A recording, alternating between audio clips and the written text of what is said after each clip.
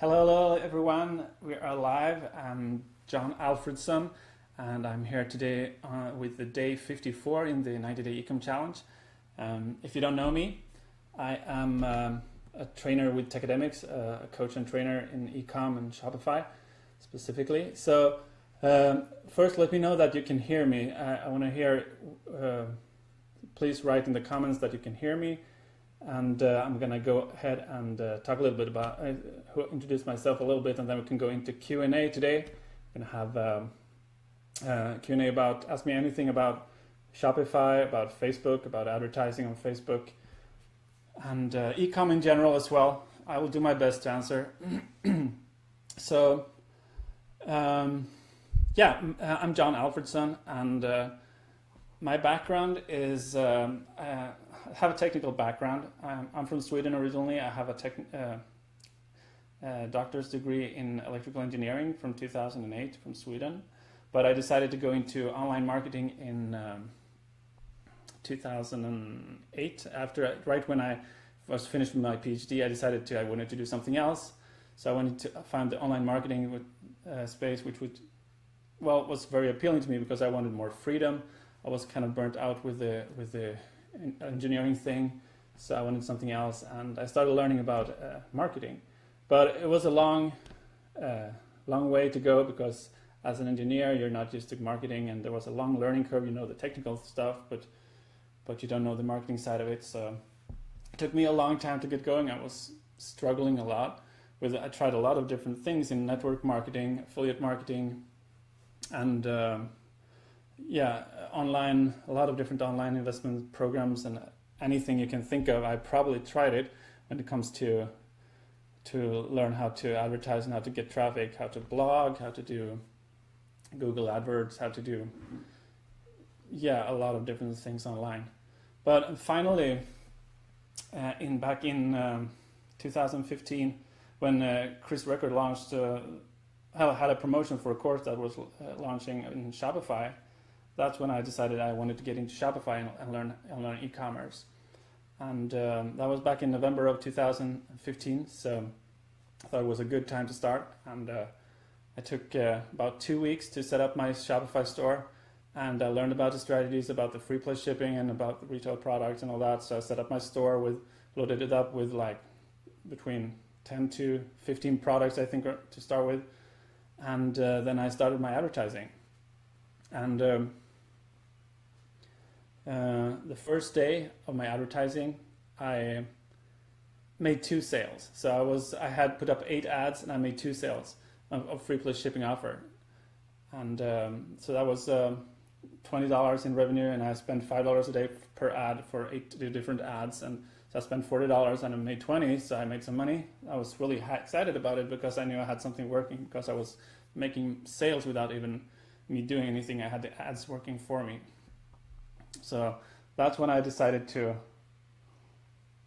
let's see how far we can take this. So the second day I continued to launch a few new ads, and I focused on the ones that were selling, and I made, I think, 9 sales this second day. So about $100 in sales the second day. The third day I managed to scale it up even further to $300 in sales. And then it just went crazy. The fourth day I went to $1,000 in sales. The fifth day was $2,000 sales. The sixth day was like $4,000 in sales.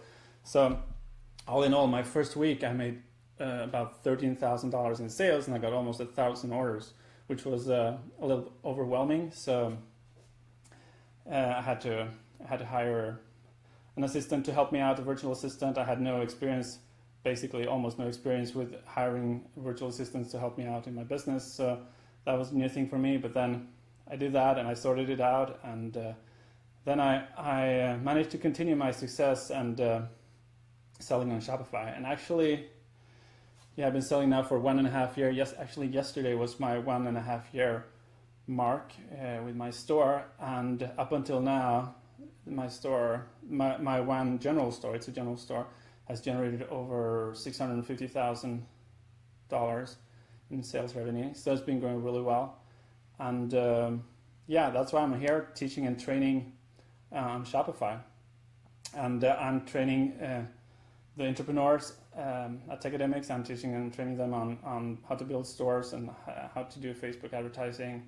And I'm also part in the Tech Academics Ecom Incubator program, where I'm coaching and training the students that are in that program as well. And then I have my own personal coaching clients that I've had quite a few over the last 1.5 years. So I have a bit of experience with Shopify and Facebook. So shoot away, ask me any questions about anything about Facebook and Shopify, and also in general about e-commerce. But I'll do my best to answer them.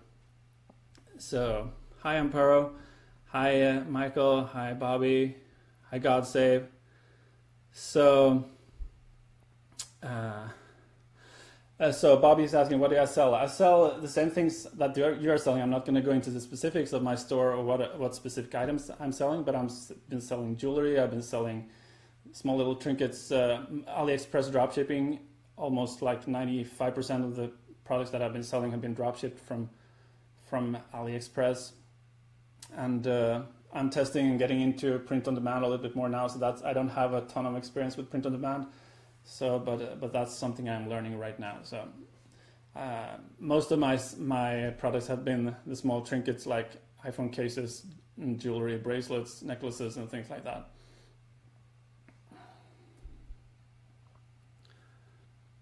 So the first product I started selling, what was the first product I started selling that gained traction? So the first I started selling, it was a free plus shipping offer, and I launched it right before Christmas. It was right before Thanksgiving actually, so that's why one thing extra. People are in buying mode in the holiday season, so that's easier to get things to take off if you have the right product, and that's what happened for me. So the product I sold was that took off. It was a piece of jewelry, so that but it got really popular. People wanted to give it away to as a holiday gift, a Christmas gift, and so on. So what apps do you recommend? So apps for Shopify, that depends on what level you're at. There are a lot of different apps that you can install, but on the basic set of apps, I recommend, first of all, I recommend that you have the app Conversio for creating nice looking receipts to send to your customer, and that app can also drive traffic back, so you can get more sales with just by having recommendations in the receipt for other products that are similar to what they just bought. Another app that I highly recommend is the Abandonment Protector. That recovers abandoned carts, because that's actually the app that's giving me the highest ROI. I had back in November of last year, I had my first $100,000 month. I actually got to 118,000 in sales in November, and from that app alone, the Abandonment Protector app, that recovered almost $10,000 worth of orders for me just by recovering abandoned carts. And I only paid, I think, like $50, $60 or something like that to use that app for the month. So it starts at $8 a month. It's a paid app, but it goes up from there depending on how many emails it sends out, and that depends on how much traffic you have. But it's definitely the best, my top app when it comes to return on investment. So that's highly recommended. Other apps that I recommend are the apps that increase conversion, like one is called FOMO, and there is a similar one called Sales Pop, which pops up a notification of social proof that someone else has bought a product on your store. So when people are coming and visiting, they can see that other people are buying, so it gives them more confidence in also placing an order. As well as countdown timers that are increasing giving scarcity and increasing conversion as well. The countdown timers are also apps that I highly recommend, and apps that basically makes the site your store looks more legit, gives it credibility, like badges and stuff, like trust badges and things like that, can also help in increasing your sales.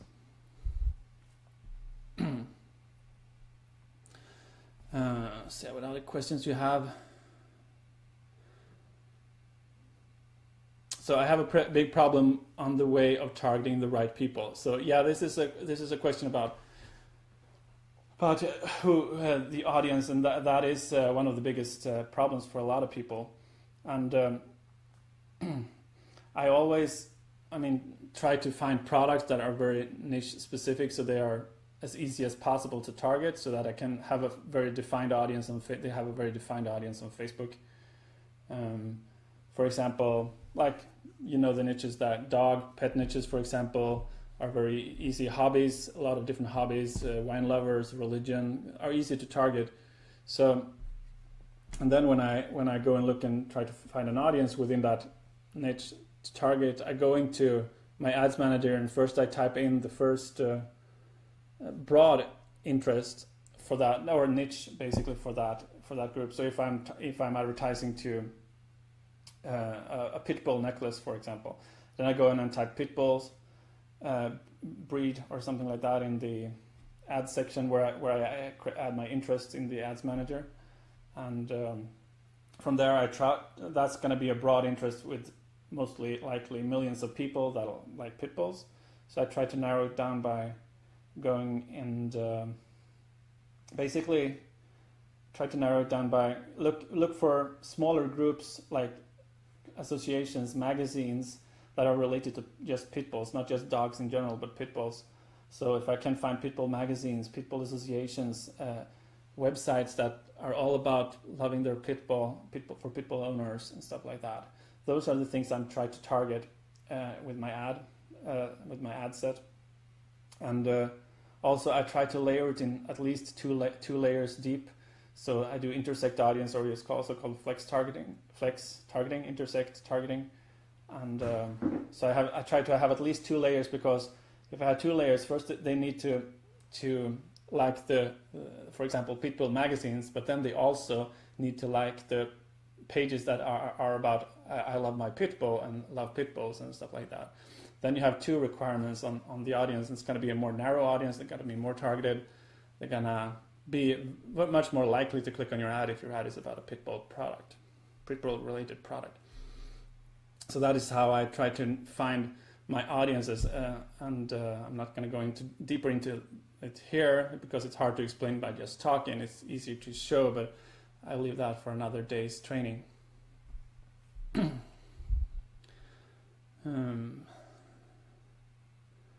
So we are having a Q&A, so if you have any questions about Shopify and Facebook advertising, just post them here and I'll try to answer as many as I can today. And I'm John Alfredson, like I said before, and I'm one of the trainers for Tech Academics. And let's see here. I'll need to learn how to delegate work. And yeah, delegation is definitely important when you're launching your store, because as soon as you start making sales, you should think about outsourcing some tasks, because you don't want to handle your customer support yourself, because that's going to drain your mind, because dealing with customers that are not satisfied, because most customers that are contacting support, they're not satisfied in some way and they have some complaint or something. So you're only going to hear negative talk all the time from those people, and you want to hand that over to someone else that you can pay to do that for you, so you can focus on the creative side and what other products to launch and what to do next in your business. So start thinking as soon as you start making sales, you should start thinking about that, hiring someone for customer support and also for order fulfillment. So I hired my first VAs after I got my first 1,000 orders. So it was a lot of catch up after that first week of orders, but eventually we got caught up within a week or two, and most people got their items before Christmas. But that was a big learning experience that I should have been preparing for, hiring an assistant right away when I launched my store, which I didn't. So I got help from my wife and from my other family members in the first week, but then I realized it wasn't sustainable, so then I hired someone. And you can hire someone from the Philippines, or Philippines is where I hired my virtual assistants, and they're doing a great job. They're very reliable, and they are not very expensive, so you can easily hire them on an hourly basis. So you just pay them for the hours they work, and I go to Upwork.com to hire virtual assistants, and you can find hundreds of thousands of different freelancers there, so you can definitely find what you're looking for.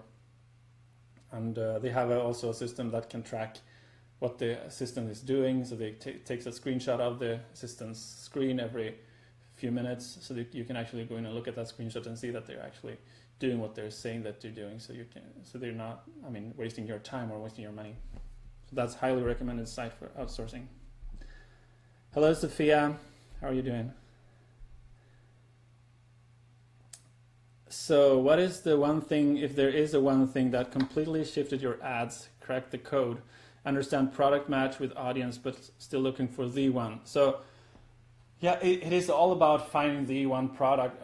The product that's the audience gonna like. So it's about testing products, and I've gotten a lot of coaching and taken a lot of training myself during the last couple of years since I started with ecom, and some of the best people that I've learned from that are doing the best, they are constantly looking for new products and looking to testing new products. It's all about testing products, because a lot of the time your ads are not going to work when you launch a new product. So that's the majority of your ads are not going to work, because it's just going to be good experiences for you, but they're not going to be profitable for you either.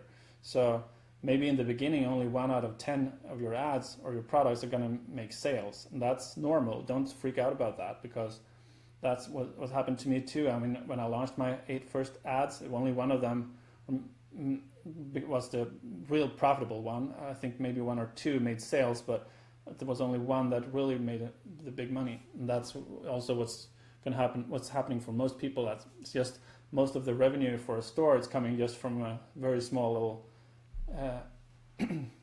group of products usually. So even if they have hundreds of products in the store, most likely only less than 10% of the products are going to make up for a majority of the revenue, like 80% of the revenue in the store.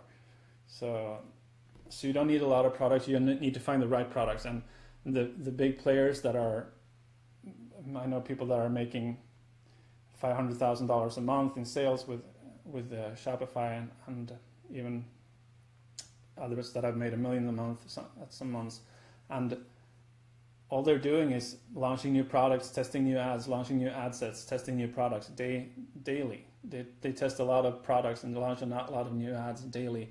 So they're not just relying on that one single product and trying that single product every angle of that. They're trying a lot of other products as well. So they're constantly launching, and that is one of the biggest keys to become successful with Shopify, I believe, and this game. So. And then that's also something you need to do yourself in the beginning so that you learn it. But then that's also something you can outsource. You can hire someone that you can train and do that task for you, to do product research and create new ads for new ad sets for you, so that you just go in and launch them when they just create the post for you and things like that. So let's see other questions. Please post questions here. So, which training do you think delivers better when it comes to results, the Entrepreneur Club or the Impact Series? Okay, so the Impact Series is that's the basic foundation for internet marketing, but I think the Entrepreneur Club is coming up with new content all the time, so it's actually something that I would definitely recommend you to start with. Because you will always have fresh content coming out, what's actually working right now. So Entrepreneur Club is the way to go if you need to choose between the Entrepreneur Club or the Impact Series training to start with. So we're doing Q&A about Shopify and Facebook. So Facebook ads. So feel free to post any questions. And there are not a lot of questions here. There are 44 people on. Ask more questions, please.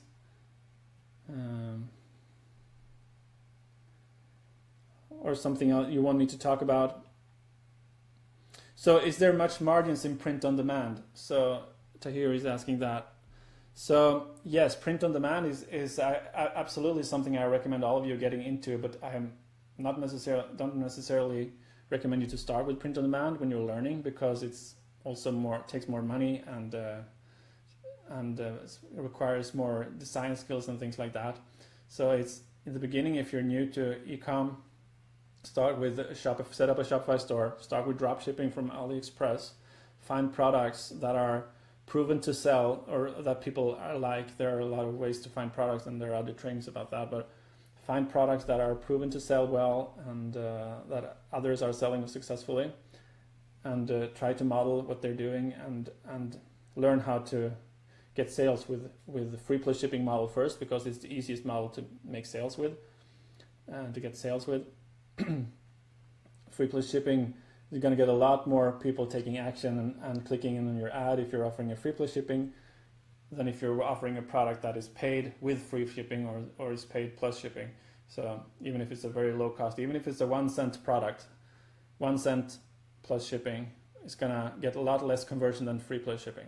That's just psychology of people. When they hear the word free, it's something that triggers them to take action, take more people to take action. So it's going to be easier for you to make your sales that way. But then the margins in the free plus shipping products are not very high, so you need to sell very many of them. I've sold a lot of free plus shipping items over the years since I launched my store, and I actually just crossed my 50,000 order, so 50,000 orders, and I've sold tens of thousands of those orders have been free plus shipping orders. So there is definitely, if you can get the volume, if you can get hundreds of sales a day with free plus shipping offers, you can definitely make good money with it. But you need to scale it up, because the margins are only a few, like $3, $4, $5 maybe per order, the profit margin. So in addition to that, you want to add, when you learn how to make sales with the free plus shipping and all that, you want to add other products that have higher margins so that you can get a higher average order value for from your customers. And print on demand is a great way to do that. Print on demand products, you can get great. I mean, you have your unique designs. You need to hire a designer if you're not good at designing yourself, but that's a very small cost compared to what it can give you. So that's definitely recommended if you want to get started with the print on demand. And I just hired a designer myself last week, so that I'm gonna get more into the print on demand right now. But definitely the margins are higher. So for example, if you're selling t-shirts with print on demand, there are places where you can get the cost of the t-shirt down to like $6 plus shipping or something like that for print on a t-shirt, and then you can sell them for $19.95 plus shipping, so you can take in $24.95 for example, or you can even charge $24.95 plus shipping, plus $4.95 shipping. So you take in $30 and you only pay like $6 plus a few dollars in shipping, so maybe you pay $9 to the print on demand company to print the shirt. So then you have almost like $20 in margin over the markup there, so that you can spend on advertising and the rest goes to your profit. So there's definitely more profits there. And then you can add other unique items like phone cases. You can add shoes, hats, mugs, a lot of different print on demand items. So you can get a lot of unique, and you can create bundles and stuff like that with similar, products with the same design, different products with the same design. That can also help you. So print on demand is definitely recommended to increase your order value.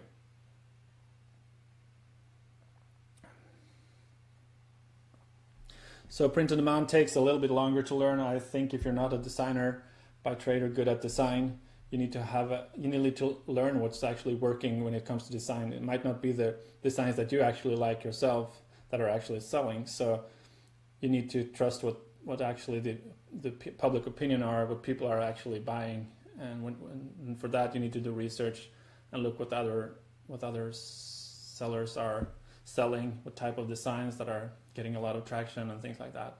So that takes a little bit of time, but the good thing, you can learn that while you're beginning. Well, begin first with AliExpress, and you have all the products already designed for you, ready to ship from AliExpress, so you can start making money. You just need to focus on the Facebook ads, but then also you can start learning about what designs are good and things like that while you are making sales with AliExpress, so then you can jump into print on demand later. So any other questions you have here? I can't see any more questions right now. There are only 23 comments. I don't know. Is you don't have any more questions, or is it just me that I can't see any more? So, would using the same pixel, Christian is asking, would using the same pixel for your Shopify store and Gear Bubble print-on-demand store ruin the pixel? So, no, it doesn't necessarily have to ruin the pixel. You have one pixel per ad account, and I would recommend, if you can, to create a different ad account for a different store. But you don't have to. You can have, I mean, as well as you can have one pixel for a general store with multiple niches in it, you can have one pixel with multiple stores in different niches as well, and it will still work. Does it make a difference if you have multiple? I mean, if you have one pixel per niche, maybe you get higher conversion if you have one pixel dedicated to each niche, so that the pixel actually learn what type of buyers are for that niche specifically more than. But I have a general store. I have one pixel. I've had 50,000 sales, like I said, with just that pixel, and that is in many different niches, and I'm still making sales in multiple niches. Anytime I try a new niche, I usually make sales. So it doesn't matter that much to have different pixels based on different niches, but it could be good from another aspect to have a different niche for a different pixel for different store, in case you decide to want to sell your store, because then the buyer usually want to have your pixel and your pixel data as well, so that you should need to sell that, and that is tied to your ad account. So you need to have a separate ad account for that store, so that you can actually sell the ad account together with the store. You will get a lot more money for the store.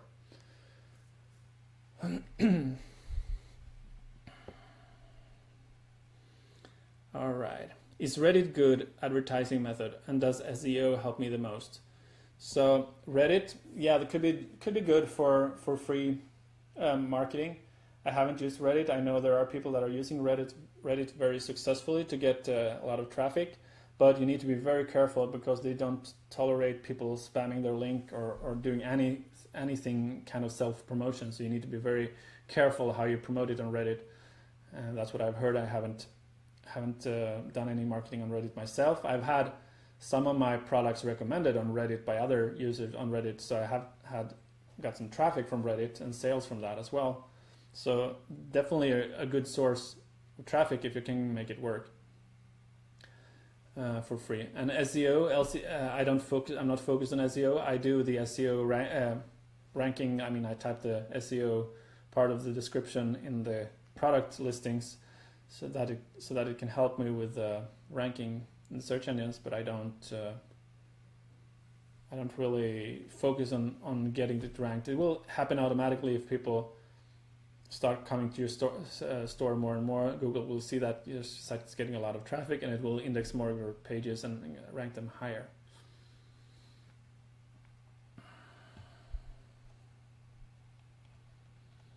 So I don't know if there is anything wrong, but I can't see any more questions. There are no more comments here. Are you still hearing me? Can you please make a comment right now if you're hearing what I'm saying?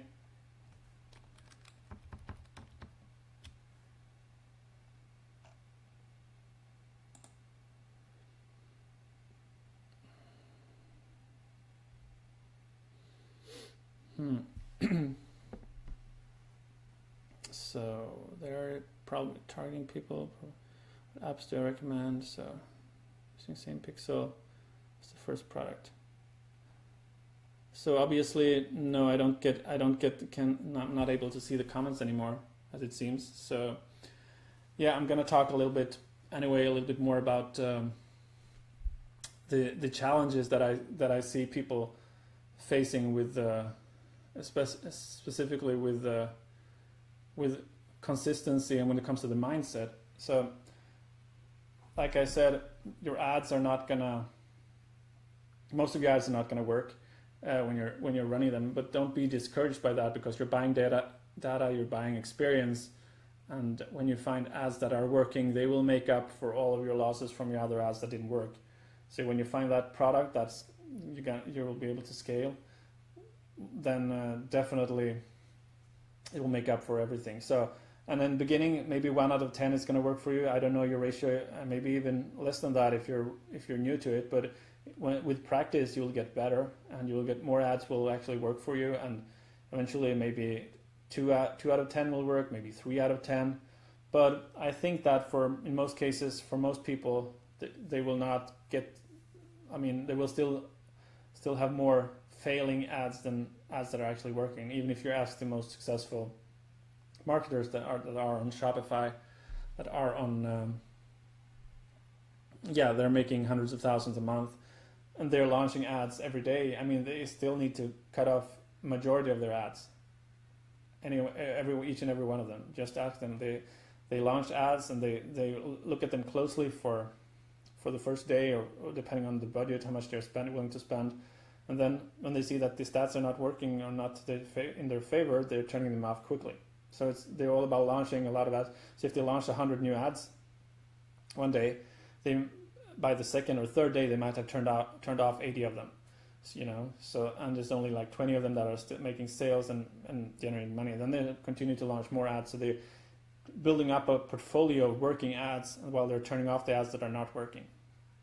So that's one way to scale it up really big, just launching ads all the time. And a lot of people have challenges with scaling and scaling, know how to scale out and scale up. So my recommendations for scaling is first, try to scale to any audience that is really obvious to scale to. If you have an audience, we start with an audience of 500 to 800,000 people maybe, and you're making consistent sales on a daily basis, I would say, or at least you're making every other day. If you're spending $5 a day, you're making sale every other day at least. When you've made like 10 sales or 15 sales or something like that of that product, then you could be pretty confident that it has some potential for scaling. You don't know how much yet, but it should be possible to scale it to some extent. What I would recommend then is that you do go and first go and create a custom audience based on all the visitors to that specific product page. So then the pixel will record all the visitors on that specific product page. There are other trainings about how to create custom audiences in your Facebook ads account, but go and create that, and based on that custom audience, you create also a lookalike audience if you have enough people in the custom audience. I would recommend minimum of 500 people in the custom audience, preferably 1,000 people, to get a good enough lookalike audience based on that, because Facebook will then go out and look for similar people that have already visited your product, and they will put them together in the 1% of the US population, for example, that are the most similar to people that have visited your website. So then you have 2 million people more that you can advertise to, and you can try to make sales from. And those lookalike audiences usually work pretty well. When I had my best month back in November, like I said, the $100,000 month, more than 50% of my sales came from lookalike audiences. So they make up for a huge amount of sales when you're scaling up. Other ways to increase your sales when you're just having an ad set with $5 ad or 1 or 2 ad sets with an audience of 500 to 1,000 people, 500,000 to 800,000 people, sorry, is that you divide that 500,000 audience into multiple segments into age groups, for example, or divide them into iPhone users and Android users, so that you get more different ad sets. So you split them up. And to each one of those groups that you split up into, you can create one ad set for each group. So then now you have maybe 5, 6, 7 different ad sets, and you can each run a $5 ad to each one of those 5 ad sets. That will be very helpful to spend more money, because when you're spending more money, you will make more sales. So that's a $5 ad can only take you that far. Or maybe you can get the cost down to make a sale to maybe $1.50, $2, something like that. If you're really good, if you have a product that sells really well, the average cost to acquire a sale might get down to $1, $2, something like that. But for a $5 ad, $5 ad set, you will only be able to make then 2, maybe 3 sales or something like that on a daily basis, and that's not going to make you rich. So you need to spend more money. So if you can duplicate that ad set and split into age groups, like I said, so let's say you have 5 different age groups that you split it up into.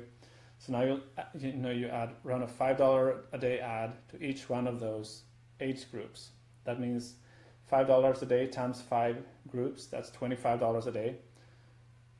So now out of these $25 a day, each one of these ad sets now has the potential to make 3 sales, maybe. So that will mean you can make 15 sales from $25 a day, potentially. I'm not saying that all of these ad sets are going to work, but some of them are and some of them are not, probably. But that's how you scale it up, and to basically, without increasing your budget, because increasing your budget can also help you reach more people. But sometimes when you're increasing your budget, you're also missing out, because Facebook creating a budget changing the budget for your ad set can cause the optimization to start over, to optimize within Facebook, so that Facebook start re-optimize your ad, and then you lose all the momentum that you have going on. So don't change the budget on a running ad set. I do not recommend that. So if you want to change up the budget, create a duplicate of the ad set that is working, and let the original one continue to run if it's profitable, if it's making sales, and then basically you up the budget on the new duplicate. That way you can scale it up and reach more people without losing momentum of the original ad. You let the original I say never touch an ad that is running and is profitable and making you money. So don't touch it. If you want to do something, do some changes, just create a duplicate of it, duplicate of the ad set, and make the changes to the new duplicate.